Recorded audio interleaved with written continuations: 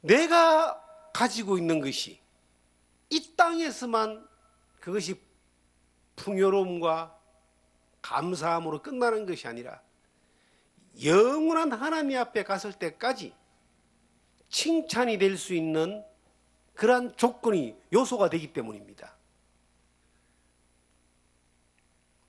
엄청나게 많은 부자가 사형을 당한다는 인터넷 뉴스가 나왔습니다. 중국에서 자산공사 그 사장인가 하는 사람인데, 이분이 부정축제를 해가지고 약 3천억 정도를 부정축제를 했대요. 그래서 이 사람이 아파트가 한 100채 정도가 있다 그래, 집이. 그리고 첩이 한 100명 정도가 있다는 거예요. 뉴스에 나온 거예요. 그래서 이제 그 부정축제자로 집에 쳐들어가서 압수수색을 하는데, 현찰이, 중국 돈 현찰이 3톤이 나왔다는 거예요. 지폐가. 지폐가 3톤이 나왔어요. 그리고 이제 재산을 다, 금은보석 다 이제 국가에서 압수를 했어요. 그리고 사형 선고를 당해서 이 사람은 죽는 거예요. 중국은 사형 집행을 빨리 하거든요. 그걸 이제 누가 보라고 나한테 이제 해서 제가 본 거예요. 며칠 전의 일입니다. 그가 3천억을 부정축제를 하고 아파트를 100채를 이렇게 가지고 있고 집집마다 100명의 첩을 이렇게 두고 그렇게 살았다 하는데, 좀 부풀린 것도 있겠지만은 뉴스 나온 건 그래요. 압수한 돈이 3톤, 지폐로 3톤. 우리나라 돈보다 중국 돈이 더 가치가 높아요. 지금은. 이전에는 안 그랬는데.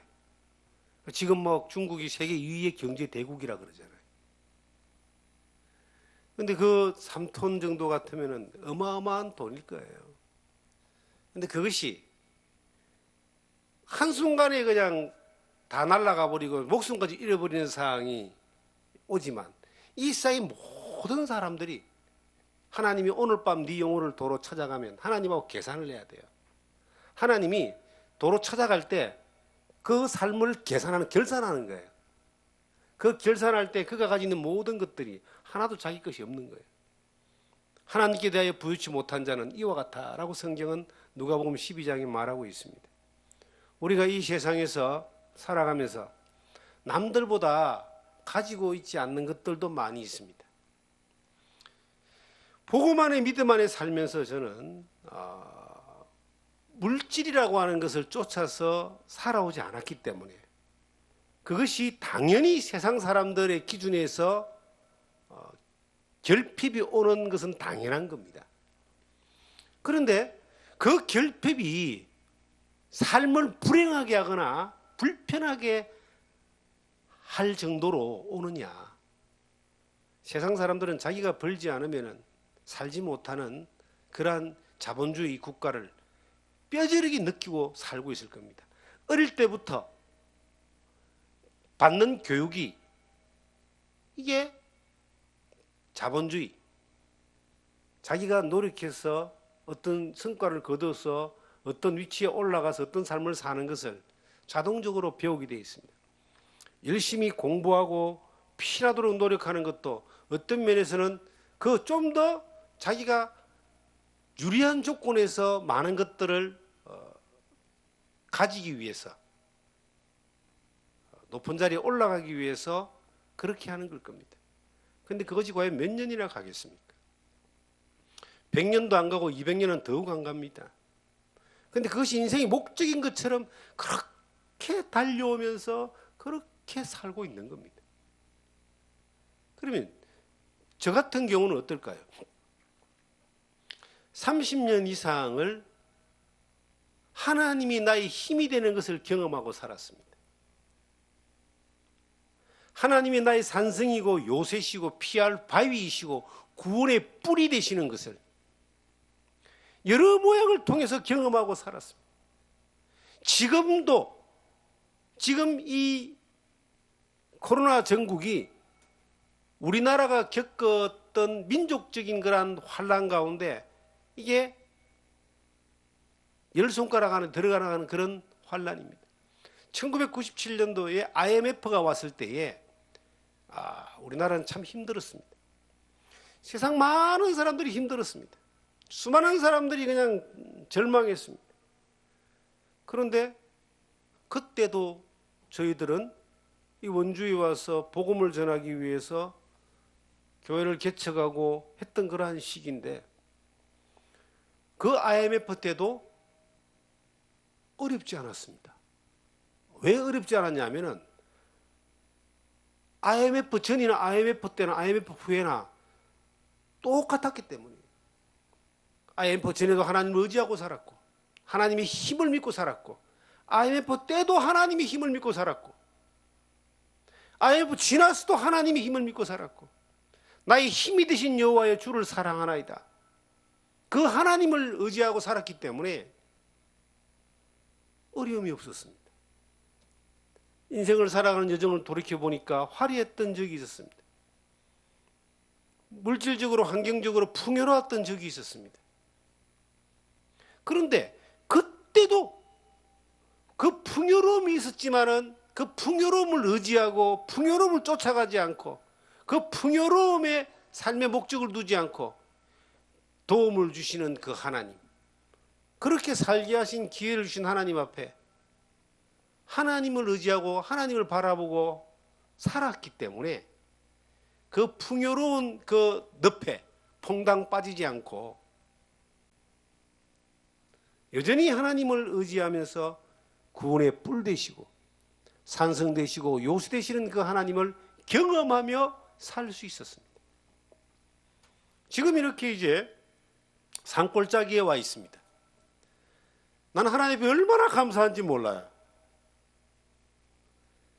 도시교회에는 예배를 드리기 힘든 그런 상황이 지금 왔습니다. 원주에서 제법 큰 교회에 코로나 환자가 50명 이상이 지금 발생을 했는데 교회 폐쇄 명령이 내렸습니다. 그리고 지금 뭐 고발당할 위기에 와 있습니다.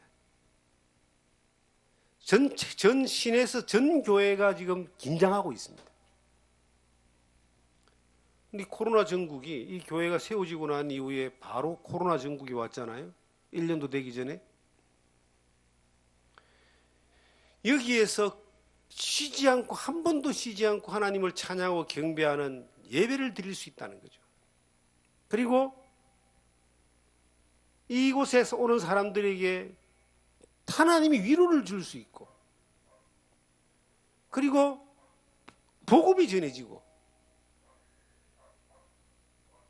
이 종교시설 모든 시설을 지금 국가에서 계속 체크를 합니다. 집합을 많이 하는 곳이니까. 면사무소가 이곳을 담당하고 있죠. 참 다행스러운 것은 면사무소의 좋은 이미지를 이 교회가 가질 수 있도록 그렇게 우리가 의도적으로 그렇게 했습니다. 면사무소에서 강압적이거나 아니면 이런 쪽으로 타치를 하는 것이 아니라 어떻게 명령을 그들이 받았는지 모르지만 전달되어 올 때는 예의를 갖추고 그리고 조심스럽게 부탁을 하고, 그리고 저희들도 그들을 위로하고, 그들이 얼마나 수고합니까 사실은. 위로하고 협조하고 걱정하지 말라고. 그리고 그 방역수칙이나 이런 부분들은 철저하게 우리가 지키고 따라가고 있습니다. 저는 이런 생각을 해봅니다. 많은 사람들이 어렵고 힘들다라고 하는 그 시점에서, 안 되고 절망스럽다는 그러한 환경 가운데서 우리가 예수를 믿는 사람, 하나님이 우리 아버지인 그 사람, 하나님이 나의 힘이라고 경험된 사람, 이것을 많이 경험하는 사람들은 그 사항을 바라보고 대하는 삶의 태도가 분명히 다르다는 겁니다. 외부 사람들이 볼 때에 야, 저 사람은 뭔가 다른 것 같아. 뭔가 있는 것 같아. 저들에게서 오는 그 평안함과 그 당당함과 그 삶의 풍요로움이 어디서 오는 것일까라고 도리어 질문해 오는 그러한 사람들을 우리는 앞으로도 많이 만나게 될 겁니다. 내가 하나님을 경험한 사람의 삶을 살아갈 때에 입술에서 나오는 말이 다를 수 있습니다. 눈빛이 다르고 행동이 다른 겁니다. 저는 신앙생활을 이렇게 쭉 하면서 목회를 하면서 하나님 앞에 이런 기도를 했습니다. 사도행전 20장에 주는 자가 받는 자보다 복이 있다는 말씀을 이루려면 하는 말씀이 있어요. 그리고 대접을 받고자 하는 자는 남을 대접하라 그랬습니다. 황금률이라 그러죠. 주님이 섬김을 받으러 온 것이 아니라 섬기러 왔다고 말씀하셨습니다. 우리도 그 주님을 따라가기를 주님이 우리에게 명령하셨습니다. 목회를 하고 사역을 하면은 어차피 세상적인 이 직업을 가지고 있지 않고 그리고 수입원이 없기 때문에 하나님이 공급하시는 것을 받을 수밖에 없습니다. 엘리야는 그 옛날 3년 반 동안 까마귀가 먹을 것을 날라다 줬는데 저의 일상을 돌이켜보니까 30년 이상을 하나님이 여러 까마귀를 보내가지고 살게 하셨습니다. 그런데 늘 마음 안에 이런 기도가 있어요. 베푸는 교회, 섬기는 교회, 나누어 주는 교회.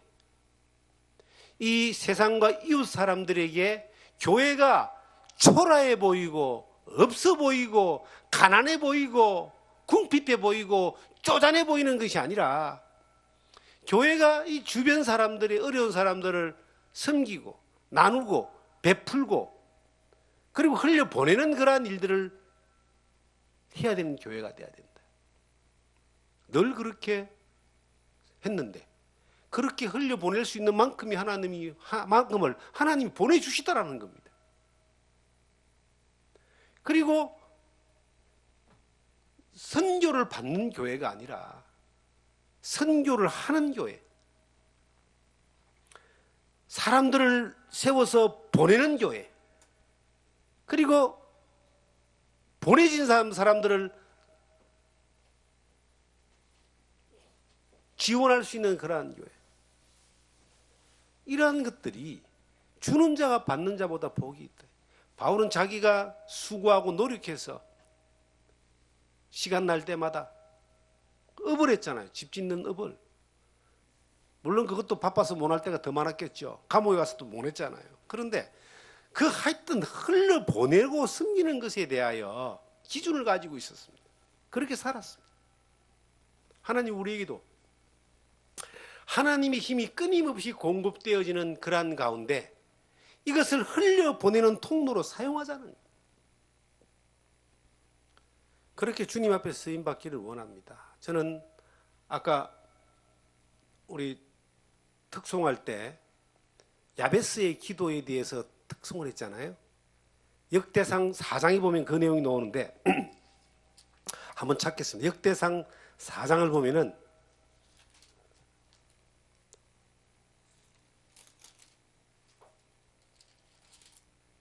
4장 9절에 보면요.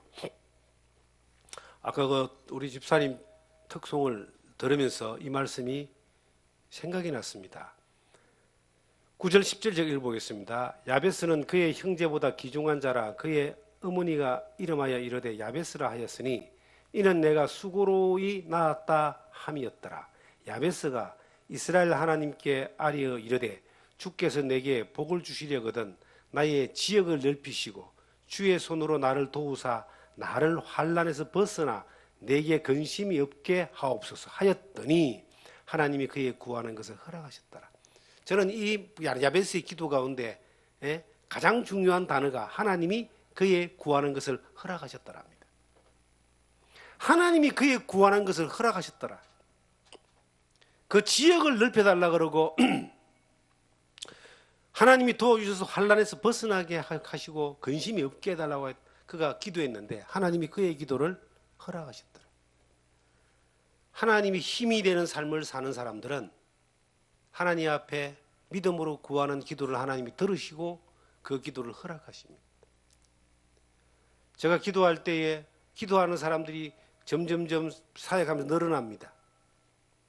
그런데 기도합니다. 뭘 기도하느냐? 하나님이 이 기도를 들어줄 줄 믿고 기도하는 거예요. 여러분의 삶 가운데서도 하나님이 정말 나의 도심이 되는 산성과 구원의 뿔과 피난처와 요새와 큰 바위가 되는 그러한 하나님을 삶을 통해서 날마다 경험되어지기를 원합니다. 그리고 그 힘으로 살아갈 때에 우리의 마음과 우리의 삶 가운데 하나님께 감사할 수밖에 없는 감사에 또 감사에 또 감사하는 삶을 경험하게 되는 겁니다. 하나님 우리에게 입술의 찬양을 듣기를 원하는 것이 아니라 우리의 삶을 통해서 하나님 앞에 감사의 찬양을 드리기를 원합니다. 그렇게 하나님 앞에 영광 돌리는 또 하나님으로 힘을 얻고 살아가는 이 수많은 세상 사람들에게 그리스도의 생명의 복음을 전하는 통로로 살아가는 여러분과 제가 되기를 주님의 이름으로 축원합니다.